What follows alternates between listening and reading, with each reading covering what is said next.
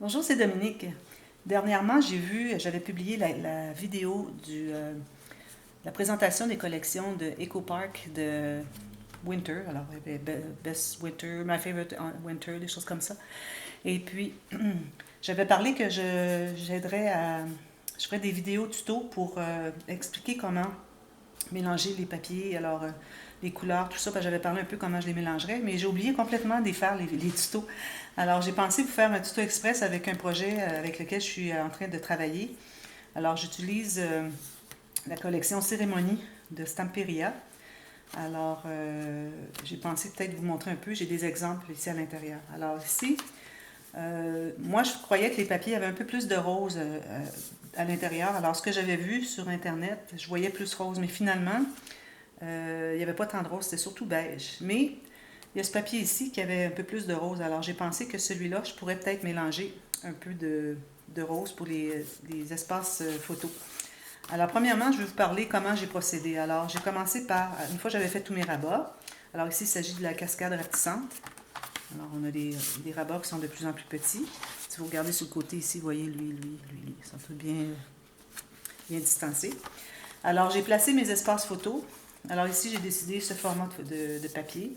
Ça se trouve être le quart d'une feuille de 21,6 par 28. Alors j'ai coupé comme ceci, comme ceci. Ça me fait 4 espaces photos. C'est un peu plus petit que 10 par 15. Mais j'ai quand même été avec ce format parce que qu'on ait des photos 10 par 15 et qu'on dépasse parce que l'espace est trop petit, c'est pas un problème. S'ils sont plus petits, bien, vous avez déjà un beau cadrage ici avec... j'ai utilisé la Ruler Shutters pour faire les pointillés. Et puis j'ai aussi ancré les côtés avec l'encre de Tim Holtz. Et puis, alors, si on a des photos plus petites, on peut quand même les mettre parce qu'on a un beau cadrage et puis on peut faire un journaling à côté.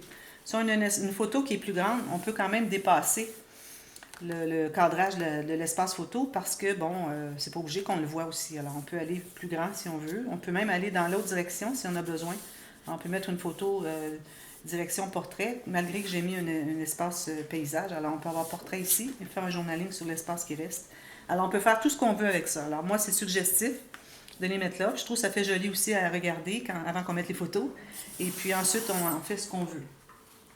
Alors ici, ce que j'ai fait, alors j'ai vu qu'il y avait le beige et le rose qui coordonnaient bien cette feuille de design. Alors ce que j'ai fait, c'est que j'ai alterné le rose et le beige. Alors j'en ai un de chaque sur chaque rabat, chaque 2 pages qu'on voit quand on tourne un rabat.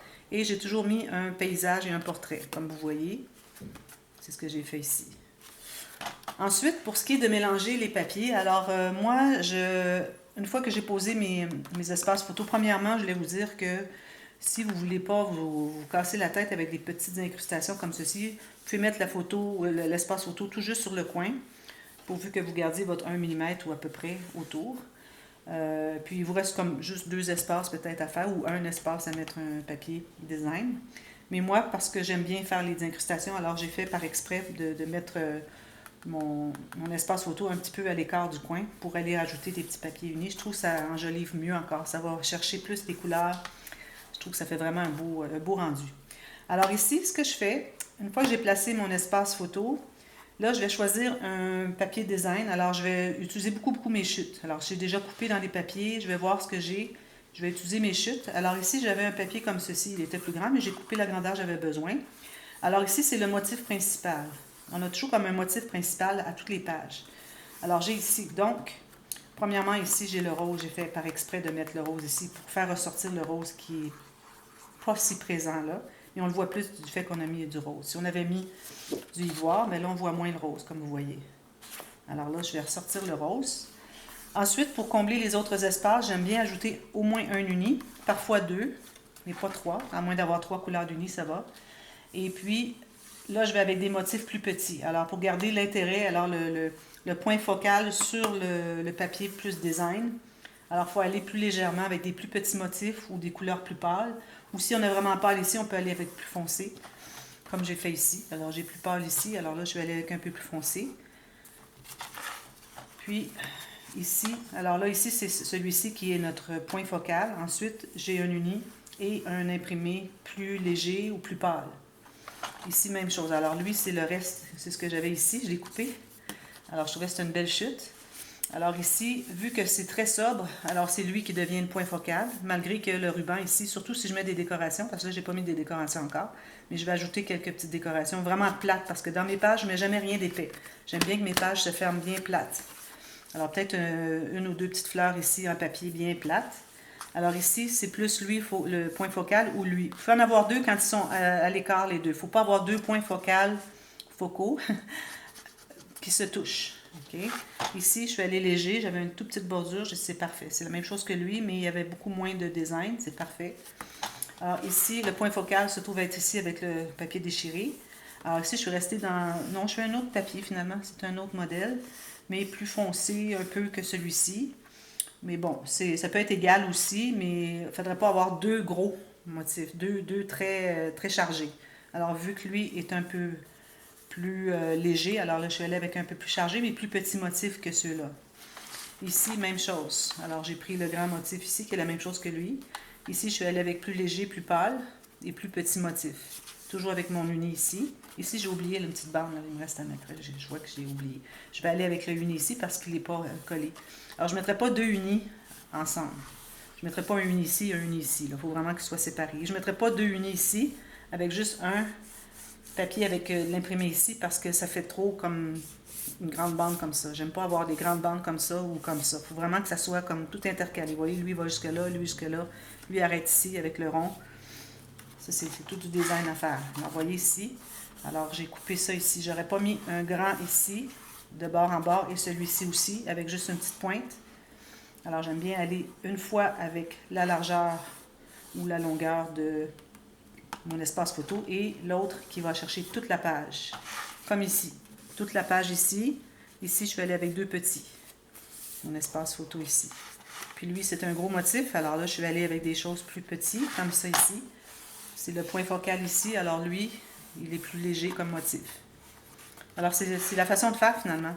Si vous avez des rayés, des picotés, des choses comme ça, là c'est l'idéal. J'aime beaucoup, comme je dis souvent, j'aime beaucoup quand il y a des rayés, des picotés dans mes collections parce que j'aime bien aller ajouter une toute petite rainure ici. Si j'avais eu des picotés, j'aurais mis un picoté.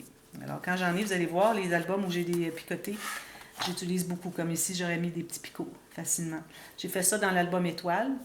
Et puis, sûrement d'autres qui ne me viennent pas à l'idée, mais l'album Étoile, je l'ai fait là, dernièrement. J'ai publié cette série.